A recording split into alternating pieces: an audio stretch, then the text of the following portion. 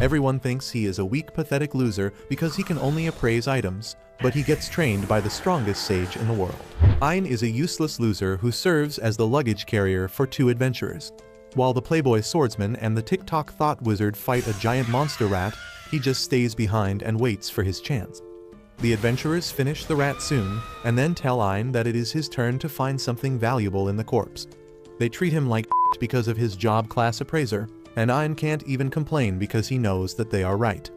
In his world, a child is given a job class by the goddess of light at the birth, while the goddess of darkness gives them a skill. The skill can be evolved after hard work and experience, but the job class never changes. At the top of the list, there are the rare jobs like strategists and generals that only a few people get. Below them are the high common jobs that are mostly suited for combat. And at the bottom of the pyramid are the low common jobs like Ein's appraiser job. He thought he could make a fortune for himself by finding treasure during adventures, but he is just a lackey to the two adventurers now. He appraises the monster rat's body and learns that it is F rank, but its teeth are of D rank. He tries pulling them out, but he doesn't even lift, so he has no strength in his arms. He asks the swordsman Zord to help him with this, but the lashes out at him, telling him to do his job himself. He says that it is Ein's job to search the garbage for valuables, and if he can't do even that, he should not be in their party. He throws a stone at Ein's head, which makes him furious, but when the swordsman kicks him for staring at him, Ein acts like a cuck and apologizes. He has no choice but to tear apart the rat's corpse with his bare hands, while the two adventurers talk about him and his job class. They say that the only reason they allowed him to join their party is so that they didn't need to carry whole monster corpses to the guild to get them appraised, and he should be grateful to them for it. Ein knows that he has to keep working as an adventurer to get rich, so he swallows his frustration just like his uncle's yogurt. He keeps following Zord and the wizard girl Jeline, who suddenly find the corpse of a strong monster called the Hellhound. They think it is their lucky day because Hellhound parts can sell for a lot, and tell Ein to get to work immediately. He tells them that this setup seems suspicious because hellhounds are not even found on this floor, but they tell him to stop thinking about things above his pay scale. They push him to the corpse, and while he is dismantling it, they spot another corpse at a distance. They eagerly tell Ein to appraise it and take all the valuable parts from its body too. However, Ein panics because according to the map given to them by the guild, this section isn't safe. He tries to convince the swordsman that he is getting bad vibes about this whole deal, but the douchebag tells him to stop being a pussy if he wants to keep his job. He threatens to fire him without any pay if he quits now, and Ein has no choice but to follow him. Soon, they reach another part of the dungeon and hellhound corpses are just scattered around in front of them. Zord and Jeline think they walked in on a treasure trove, but only Ein realizes that they walked into a trap.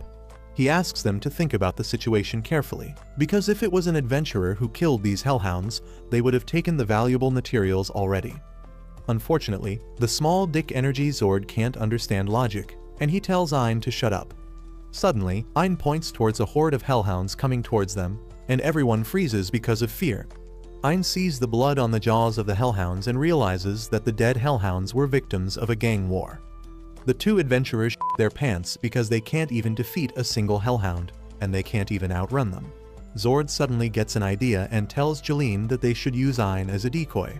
Ein panics on hearing this, but he can't defend himself as attacks him with a paralyzing spell. Ein falls to the ground, unable to move a muscle, and the two assholes run away after taunting the hellhounds. Ein is completely delirious now, but as the hellhounds bite him, the pain brings him back to his senses and breaks the paralysis. He uses a rock to get the hellhounds away from him, and then throws the food inside his bag at them to keep them busy. He limps across the dungeon to escape, but to his horror, Zord and Jeline have blocked the exit. Luckily, there is another way nearby, but it leads him to a dead end as well. Just then, Ein hears the sound of the hellhounds coming towards him, and he realizes that he is going to die either way. He curses his useless job that made him suffer all his life, and thinks that if he didn't have the dream to be an adventurer, he would have lived a long, ordinary life. He realizes it is too late to regret things, and then decides to skydive from the cliff without a parachute because that would be less painful than being killed by the hellhounds. He dives off the cliff, thinking how he lived and died as a loser, and after falling for a long time, he finally hits the ground. He is fatally injured but not quite dead yet, and then suddenly, a pretty girl in a white dress appears before him. She glitches and keeps vanishing, then appearing as she walks towards him, and then kisses his forehead. Ein barely sees a glimpse of her before falling unconscious, and when he opens his eyes again, the girl is not there. However, all his injuries have been miraculously healed, and he finds that he is in a small pool at the base of a giant tree. Ein tries to analyze the water to see if he can drink it, and he is dumbfounded when he finds that this water is an S-rank item called Yggdrasil drops that can instantly cure any injury or disease. He then appraises the giant tree and finds that it is Yggdrasil, or the world tree, that produces an infinite amount of mana. Ein is astonished to learn that, because the only world tree known to them withered and vanished a long time ago. The world tree was the only source of mana for all people, but even after it vanished, they could still use mana. This made the scholars believe that there were other world trees, and they tried hard to find them but never found any success. Ein still can't believe that the world tree was hidden in such a deep part of the dungeon. He realizes that the tree saved his life, and he gently caresses it while thanking it. He hears a soft moan, but there is no one around, so he thinks it was just his mind playing tricks on him. He then decides to take his chances and explore the dungeon so that he can find a way to reach the surface. He turns to the tree and thanks it one more time before going, and the girl from before tries replying to him, but words don't come out of her mouth. Ein heads into the dungeon, thinking that this place must be really difficult to cross because even the guild has not reached so deep. He still keeps moving ahead because he has no other choice. He doesn't encounter any monster for a while and lets his guard down, and then suddenly, a swift attack cuts his ear off, turning him into Van Gogh. Ein panics, but before he can do anything, another swift strike cuts his fingers. He then finds an S-rank monster in front of him, who doesn't have much attack power, but his speed is extraordinary. The monster doesn't even give Ein the chance to run away as it launches rapid slashes on him. Ein tries to crawl to the tree again, and the monster almost stabs him, but then he stops. Ein looks back to see what is happening, and sees that the big daddy of all monsters is here to tear the monsters apart. The ferocious black bear kills the eyeball monster and then slashes Ein's face, partially blinding him. Ein screams in pain, and then the bear grabs him, squeezing him to break his bones. Ein is sure this is the end for him, but then suddenly, someone attacks the bear and kills it one strike. Ein can only see the small silhouette of the person who helped him, and hears them talk about how he came to help him only because someone special asked him to. Ein loses consciousness with that, and when he wakes up, he is at the base of the world tree again, completely healed, and with his injured eye replaced. Suddenly, he sees the girl in white in front of him, smiling at him while holding a cup of tea, and Ein is instantly smitten by her ethereal beauty. Ein can't stop staring at the girl, but then a loli appears next to him and tells him to stop getting any funny ideas about her daughter. Ein doesn't even understand what is happening and why this loli, who is flatter than my career graph, is calling the girl her daughter. The loli tells him to stop being rude to her daughter and drink the tea she specially brewed for him. She practically pours the tea down Ein's throat, and he finds that it is really delicious. He then learns that the loli is Ursula, the guardian of the world tree, and the pretty girl Yuri is not her real daughter. Ursula claims that she didn't even want to bother saving a lowly life form like a human, but since Yuri pleaded with her, she came to the dungeon and saved Ein from the bear. Ein is still stuck up on the part about Ursula being the guardian of the world tree, and she explains that there are 9 world trees in the world, and they have a guardian who looks after them and protects them from dangers. She then drops the bomb on Ein by telling him that Yuri is not a human, but the spirit of the world tree itself, and since Ursula has watched over her from the beginning, Yuri considers her as her mother. Ein remarks that Yuri is really pretty, and Ursula is not happy that he is hitting on her daughter. She threatens to gouge out his eye that she worked really hard on, and that reminds Ein that he was injured and blinded by the bear. Ursula tells him that the drops from the world tree healed him, but they couldn't repair his eye. However, Yuri wanted him to be able to see again and become even stronger, so Ursula created a special eye from him using the parts of the world tree itself. Ein is shocked to hear this and asks Yuri why she worries so much about him. She tells him that it is because he was kind enough to thank her, and Ursula elaborates on what she means. Even before Ein, other adventurers have fallen here, and though Yuri saved them all, none of them thanked her. Instead, some of them tore her branches after learning she was the world tree. That is why she considers the bare minimum kindness that Ein gave her as a great deal. Ein thanks her for saving his life twice and Yuri starts blushing. Ursula interrupts their moment and tells Ein to get out of their house now that he is healthy. But Yuri says that he will be in serious danger if he goes like this. She asks Ursula to help him and even starts crying. Ursula can't say no to her like this, so she decides to train Ein until he becomes strong enough to leave the dungeon on his own. Ursula immediately takes him into the dungeon, and Ein begins thinking that he won't survive the training. She takes him to a dark corridor and tells him to look ahead. Ein says that this place is darker than his future, and Ursula calls him a moron. She tells him that his left eye has the power of the world tree, and if he just focuses, he will be able to see more. Ein focuses on his left eye while thinking about Yuri, and then suddenly, he is able to see everything as clear as day. Ursula is pleased by this, and then throws a stone at a sleeping eyeball monster. The monster wakes up and starts rampaging around the room, and Ursula tells Ein that his first lesson is to dodge all the attacks from the monster using his appraisal skill. Ein tells her that the appraisal skill doesn't work like that, but Ursula is fed up with this idiot who gives up before even trying. She tells him that his spirit eye can use the appraisal skill differently, and he tries it on the eyeball monster and finds that it is going to target his right ear next. Ein is happy that he can read the movement of the monster, but that doesn't help him because the monster still reaches his ear and slashes it off. Ursula immediately puts up a barrier around them, and then heals Ein's ear with the world tree drops, telling him that she is going to heal him no matter how injured he is, which means there is no way he is going to leave the training incomplete. She removes the barrier and the eyeball monster attacks him again. Ein reads that it is going to attack his left leg, and then uses the appraise skill again to figure out the exact timing. Thanks to that, he dodges the attack, but as he excitedly tells Ursula about it, the monster attacks him from behind.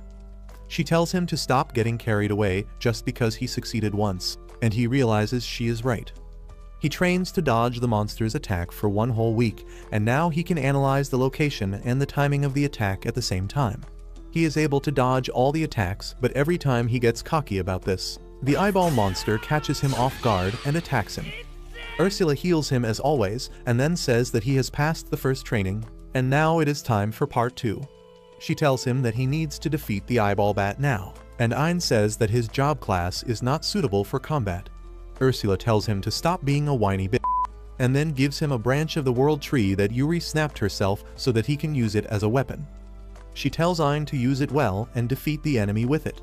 Ein takes up the challenge, thinking that since he can predict the movement of the monster now, he can easily strike it down. However, he finds that his swings are not fast enough to hit the bat monster.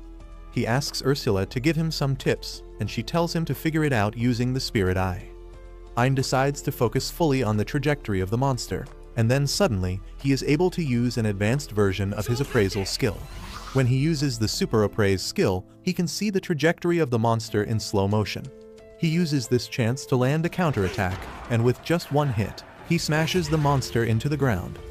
Ein is amazed by how strong he is now, but Ursula gives him a karate chop to the head and tells him to stop being overconfident with just this.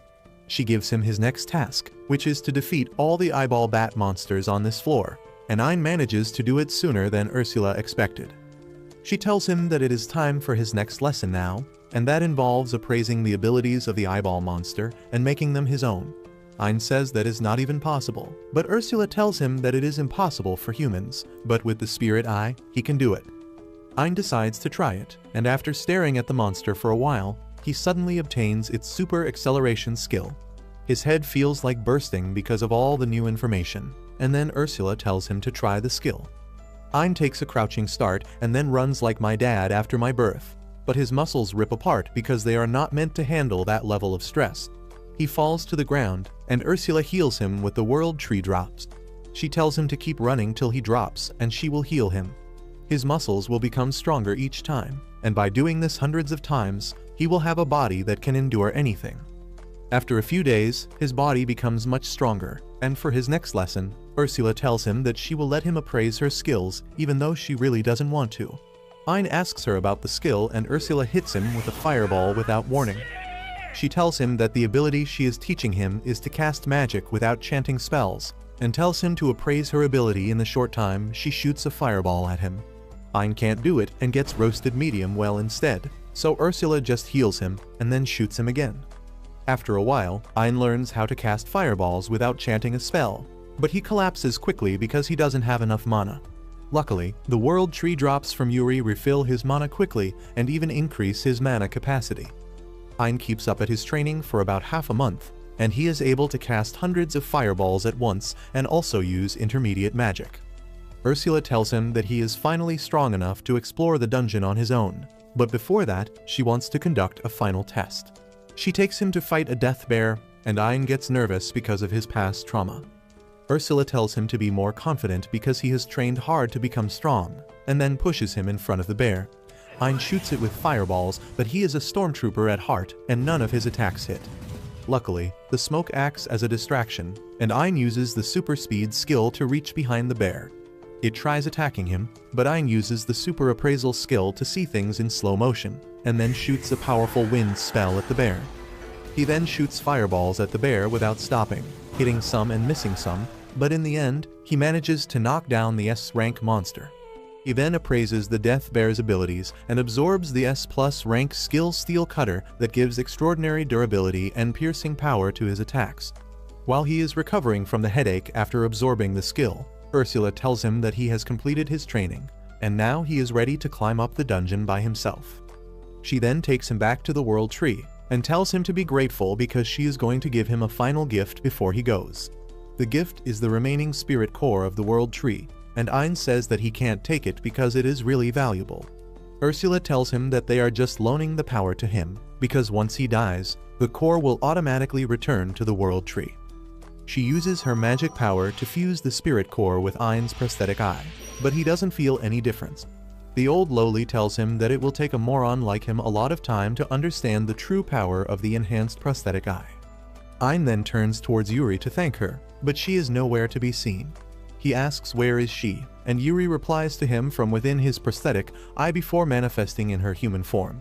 Ein doesn't understand what is going on, so Ursula explains that since his eye has the spirit core of the World Tree, it is basically a replacement for the World Tree. That means Yuri can live inside it, and this way, she is going to be with him no matter where he goes. Yuri excitedly tells Ein that she will heal him from all injuries and diseases using her World Tree drops, and though he is grateful for that, he asks Ursula if it is fine for him to take the spirit of the World Tree with him. Ursula dropkicks him because she doesn't want to send Yuri with some random human, but she also wants the girl to explore the world and make some good friends. That is why she has decided to entrust her to Ein, because even though he is an idiot, he is a good person. Ein swears that he will take good care of Yuri, and Ursula tells him that he better do that. She then creates a glowing tattoo on his hand, which is the infinite storage spell.